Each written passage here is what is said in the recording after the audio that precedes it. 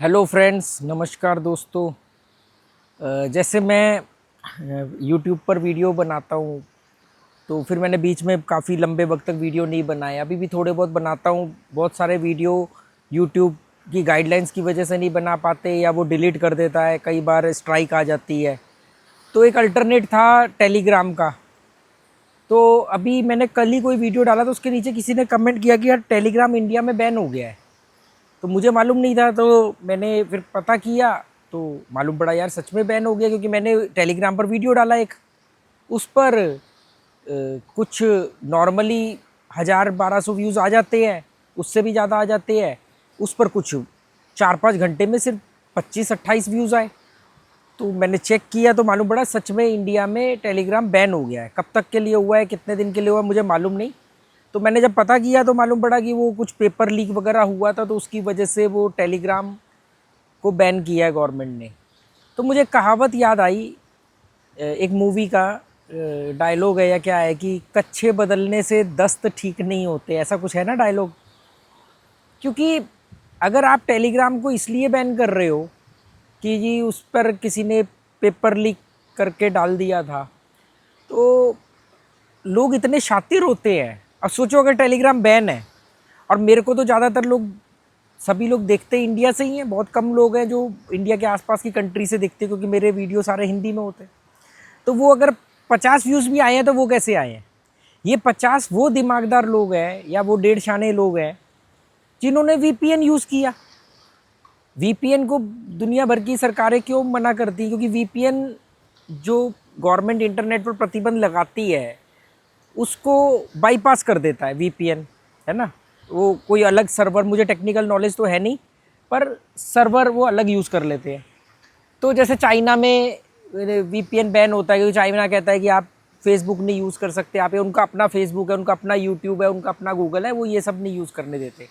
पर चाइना में भी मेरे एक दो दोस्त हैं जो ट्रैवलिंग के दौरान बने थे, तो कभी कभी वो वीपीएन यूज़ करते हैं। वीपीएन इलीगल है। यूएई में भी वीपीएन, और भी कई कंट्री में वीपीएन अलाउ नहीं करती गवर्नमेंट, क्योंकि गवर्नमेंट जिस ऑनलाइन प्लेटफॉर्म पर, ऑनलाइन साइट पर गवर्नमेंट ने बैन लगा दिया कि आप नहीं देख सकते इसको, नहीं आप ये चलेगी अब हमारे देश में। तो लोग क्या करते हैं, वीपीएन यूज़ करते हैं। और अच्छी ब्रांडेड कंपनियों के वीपीएन आते हैं, फ्री में भी आते हैं, पेड भी आते हैं, और लोग उसको यूज़ करते हैं और सारे काम होते हैं। तो वो तो फिर भी होगा, और अब तो और शातिरपने से होगा।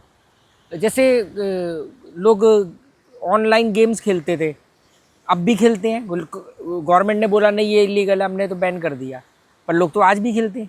क्योंकि आप अगर प्लेटफॉर्म को बैन करोगे, तो वो अलग डोमेन से, नए नाम से, किसी और तरीके से सामने आ जाएंगे, उसको कैसे रोकोगे आप? अगर आप प्लेयर को बोलते हो कि ये साइट ही नहीं चलने देंगे, तो वो क्या करेगा, वो वीपीएन के थ्रू यूज़ करेगा। आप बोलोगे अच्छा तो पैसे तो नहीं वीपीएन के थ्रू जमा करा सकता, तो बैंक के थ्रू जमा कराएगा तो आपका अकाउंट फ्रीज कर देंगे, या बैंक नहीं जमा करेगा, या कोई भी हो सकता है यूपीआई, मुझे मालूम नहीं यूपीआई वगैरह सपोर्ट ना करे, तो वो उसका रास्ता वो क्रिप्टो ले आए। मतलब गवर्नमेंट अगर मनी पर रिस्ट्रिक्शन लगाती है, कोई भी देश की सरकार हो, मैं खाली अपने इंडिया की बात नहीं कर रहा हूँ, तो उसको बाईपास करने का तोड़ निकल आया क्रिप्टो। अगर आप इंटरनेट पर प्रतिबंध लगाते हो किसी पर्टिकुलर प्लेटफॉर्म वगैरह पर, तो उसका उन्होंने बाईपास करने का तरीका निकाल लिया, वीपीएन। तो इससे समझ में क्या आता है? तो बहुत दुनिया के कई ऐसे डेवलप देश हैं जिन्होंने प्रतिबंध नहीं लगाए, उन्होंने रेगुलेट किया। उन्होंने रेगुलेट किया कैसे? जैसे अगर आप किसी प्लेटफॉर्म पर, मान लो आप कोई वेबसाइट है, कोई ऐप है, आप कहते हो ये इंडिया में नहीं चलेगा, तो लोग वीपीएन यूज़ करके चलाएंगे उसको। अगर आप बोलते हो कि यार ये रूट के थ्रू आप हमारे देश की करेंसी नहीं यूज़ कर सकते, नहीं ट्रांसफ़र कर सकते, क्योंकि बैंक हमारा है, करेंसी हमारी है, मुद्रा हमारी है, तो वो क्रिप्टो पे कैसे रोक लगाओगे? तो रोक लगाने से ज़्यादा बेहतर जो है, मैंने देखा है कई देश भी ऐसा करते हैं, वो होता है रेगुलेट करना। इसको एक छोटे से उदाहरण से आप समझ सकते हो कि जब बच्चे पर आप प्रतिबंध नहीं लगा सकते, बच्चा छोटा, धूप आ रही है, थोड़ा चलते चलते बात करते हैं, बड़ा अच्छा नज़ारा है, देख रहे हो मेरे पीछे। तो जब बच्चे बड़े हो जाते हैं, तो होता ये है कि वो आपकी बात नहीं सुनते, और आप अगर उन पर प्रतिबंध लगाते हो तो वो झूठ बोलते हैं, क्योंकि झूठ बोलने में वो काबिल हो चुके होते हैं, उनको झूठ बोलना आ चुका होता है। छोटा बच्चा झूठ बोलता है, पकड़ा जाता है। जब वो बच्चा बड़ा हो जाता है तो वो झूठ बोलते बोलते में एक्सपर्ट हो जाता है। बच्चे खिलौनों से खेलते खेलते कब बड़े हो जाते हैं पता भी नहीं चलता, तो वो झूठ बोलते हैं। तो इलाज क्या है? अगर माँ बाप रोक लगाएंगे तो वो झूठ बोलेगा, वो शिवानी का नाम शिवा के नाम से सेव कर देगा, बॉस के नाम से सेव कर देगा, और भी कई सारे, कोई ऐप अगर आप उस पर बोलते हो कि ये नहीं यूज़ करना तो वो उसको हाइड कर देगा, बहुत सारे तरीके निकाल लेगा। तो तरीका क्या है? कि तरीका है कि प्रतिबंध लगाना। जितना प्रतिबंध लगाओगे वो उतना लूपहोल ढूंढेगा। यही सेम कानून के मामले में होता है। सरकारें जिस चीज़ में रोक लगाती हैं वो चीज़ें एक तो रेगुलेशन के दायरे से बाहर हो जाती हैं, दूसरा और महंगी हो जाती है लोगों के लिए, और अब वो बेलगाम हो गई। जैसे शराब के ऊपर सरकार का रेगुलेशन है, रेगुलेट किया हुआ सरकार ने कि इतने % अल्कोहल से ऊपर नहीं बेचोगे, इस क्वालिटी का, मतलब सरकार ने प्रॉपर एक लाइसेंस इशू किया है और एक कैटेगरी डिसाइड करी है, एक तरीका डिसाइड किया कि इस तरीके की क्वालिटी की आप शराब बेचोगे। तो लोग शराब पीते हैं पर कोई शराब से मरता नहीं है। अति किसी भी चीज़ की खराब होती है, ठीक है। पर जिन जगहों पर शराब बैन है, हिंदुस्तान में भी कई राज्यों में शराब बैन है, तो वहाँ क्या होता है? वहाँ पर होता ये है कि कच्ची शराब बनती है, जहरीली शराब बनती है, और फिर उसमें कई बार वो केमिकल अल्कोहल ज़्यादा हो जाता है या कुछ भी और होता है, और उसकी वजह से लोग मर जाते हैं। ड्रग्स पर प्रतिबंध है। मैं ये नहीं कह रहा कि ड्रग्स को रेगुलेट कर दो, कुछ चीज़ें तो बिल्कुल ही जहर है, पर जैसे फिर आपने शराब पर जो टैक्स हैवी लगाया हुआ है, उससे जो पैसा आता है उसी से सरकार नशा मुक्ति केंद्र चलाती है ना। कसिनो को आपने रेगुलेट नहीं किया, जुए पे आपने रोक लगा दी, तो आप जुआ मुक्ति केंद्र नहीं खोल पाए। कसिनो से आप भारी भरकम टैक्स लेते हो। ऐसे ही तो कसिनो तो चलो ठीक है, जब कसिनो ऑनलाइन का रूप लेके आए तो आपने उसको रेगुलेट नहीं किया, तो वो बेलगाम हो गए। अब उनके ऊपर कोई प्रतिबंध ही नहीं है, वो किसी देश का लाइसेंस लेके किसी और नाम से कहीं पे किसी और देश में काम कर रहे हैं। मतलब मेरा ये मानना है कि ये वो तरीके नहीं होते हैं, ये सिर्फ लिपापोती होती है, और ये वो लोग बहुत बेहतर जानते हैं। मैं बेमतलब का भाषण दूँ, इससे कोई फ़र्क नहीं पड़ता। उनके अपने रीज़न होंगे। कुछ तो क्या बोलते हैं, कहावत है ना वो, कुछ तो मजबूरियाँ रही होंगी, यूं ही कोई बेवफा नहीं होता, ऐसा कुछ बोलते हैं ना। मेरे को ज़्यादा शेरो शायरी आती नहीं है, पर अब मैंने कहा यार मैं तो टेलीग्राम पर वीडियो डालता था, धूप चली गई इसलिए आके बैठा हूँ। मतलब बहुत हल्की सी धूप है। वो टेलीग्राम भी बैन हो गया इंडिया में। मुझे मालूम नहीं, मुझे कमेंट करके बताना कि खुलेगा दोबारा, नहीं खुलेगा, या टिकटॉक वाला ही हाल होगा। एक्चुअली मैं सच बताऊं तो टेलीग्राम को तो हर देश की सरकार बैन करना चाहती है, क्योंकि टेलीग्राम सुनता नहीं है किसी की। टेलीग्राम किसी सरकार को कोई डाटा नहीं देता है। लोग इतने होशियार है कि टेलीग्राम को यूज़ करते हैं पायरेटेड मूवी, किसी को ब्लैकमेल करना, थ्रेटिंग, जो भी ऐसे काम होते हैं गलत सलत, उसके लिए भी टेलीग्राम यूज़ होता है। दूसरा, सरकार उस पर किसी तरह से वो सरकार की सुनता नहीं है, सरकार को डाटा नहीं देता, प्राइवेसी का किसी का ध्यान रखता है।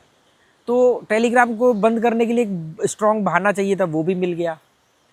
तो बाकी पता नहीं अब खुलेगा नहीं खुलेगा, मुझे मालूम नहीं ज़्यादा। नहीं खुला तो यूट्यूब जब तक चल रहा है। जो लोग VPN यूज़ करके देखेंगे मेरे वीडियो देखेंगे, नहीं देखेंगे कोई बात नहीं भाई। ऐ सागर की लहरों हम भी आते हैं ठहरो। कल ही मैंने वीडियो डाला था कि मैं सीरीज़ रूलेट की सीरीज़ पर बात करूंगा, तो वीडियो 10 मिनट से ऊपर का हो गया, तो मैंने कहा चलो जीरो स्पेल सीरीज़ पर अगले वीडियो में बात करूंगा। कल दोपहर की बात है ये। और मुझे उसी वीडियो के कमेंट के नीचे मालूम पड़ा कि टेलीग्राम बैन हो गया इंडिया में, और मैंने वो वीडियो वहाँ पर एक वीडियो अपलोड किया तो उस पर वो व्यूज़ ही नहीं आए। तो मैंने कहा यार बात सही है। तो अब बताना कहाँ डालेंगे वीडियो, यूट्यूब पर ही डालेंगे, अगर कहोगे तो यूट्यूब पर डालेंगे, कहोगे तो कहीं और देखेंगे।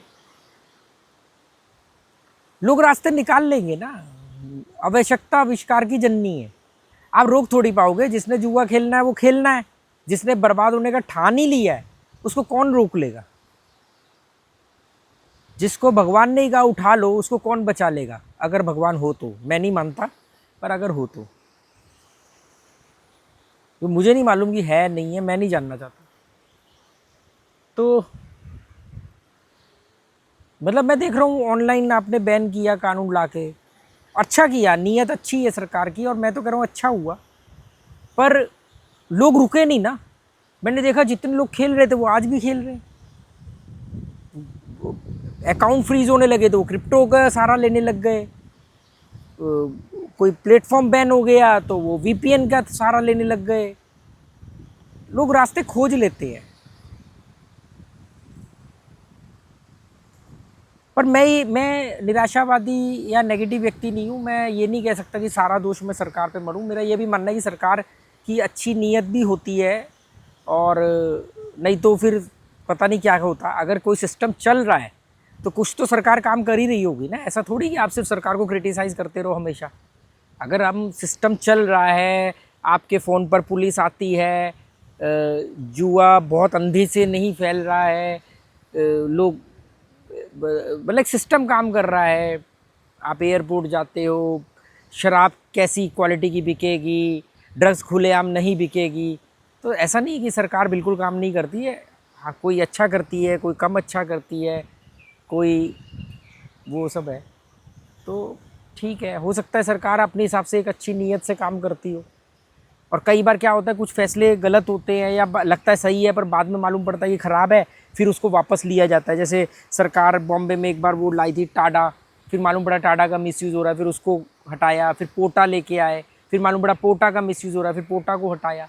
कई बार कई कदम आप बनाते हो, कई कानून बनाते हो, फिर बाद में देखते हो कि उसके क्या नफ़ा नुकसान है, फिर उसके बाद में उसमें चेंजेस करते हो।